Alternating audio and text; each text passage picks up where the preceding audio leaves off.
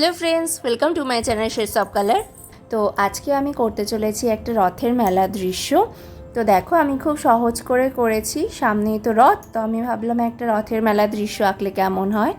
তো এটা মেনলি একটা গ্রামের রথের মেলা যেমন হয়, যা যা থাকে সবই আমি দেখানোর চেষ্টা করেছি। আর আমার ভিডিওগুলো যদি তোমাদের ভালো লেগে থাকে তাহলে লাইক, শেয়ার, সাবস্ক্রাইব করতে ভুলো না। আর পাশে থাকা বেল আইকনটা অন করে দাও, যাতে আমার ভিডিওর প্রথম নোটিফিকেশানটা তোমার কাছেই পৌঁছায়। আর পুরোনো ভিডিওগুলোর মধ্যে সামার সিজনের ওপর আমি অনেকগুলো ড্রয়িং করেছি, তো তোমরা যারা দেখোনি তাদের জন্য লিঙ্কটা ডেসক্রিপশানে দেওয়া রয়েছে, তোমরা ওখান থেকে দেখে নাও অবশ্যই। তো চলো দেখতে থাকো একটি গ্রামের রথের মেলা দৃশ্য।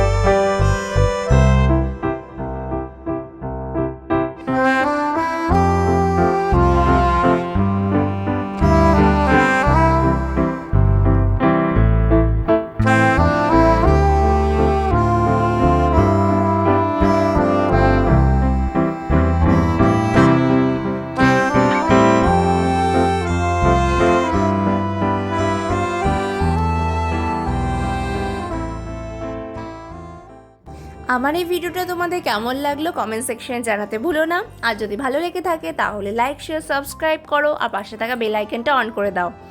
আর তোমরা কী ধরনের ড্রয়িং চাও আমাকে লিখে পাঠাও কমেন্ট সেকশনে, আমি তাহলে নেক্সট ভিডিওটা তার ওপর বানাবো। তো দেখা হচ্ছে এরকমই একটা ড্রয়িং নিয়ে পরের ভিডিওতে। তো ততদিন ভালো থেকো, keep drawing, bye bye. Bye bye.